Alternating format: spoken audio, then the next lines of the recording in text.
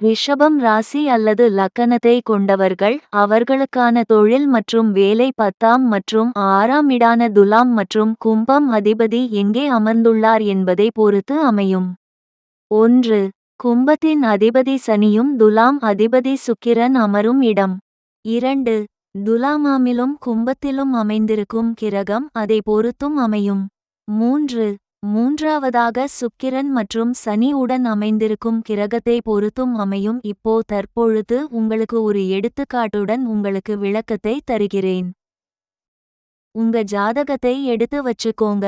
அதில் உங்க லக்கணாதிபதியும் 6ஆம் அதிபதியுமான சுக்கிரன் 10ஆம் வீட்டில் பூராட்டாதி நட்சத்திரம் அமைந்திருந்தால் அவர்கள் மருத்துவத்துறையிலோ அரசியலோ அப்பா தொழிலையோ செய்யக்கூடியவராக இருப்பார்கள். மேலும் தகவலுக்கு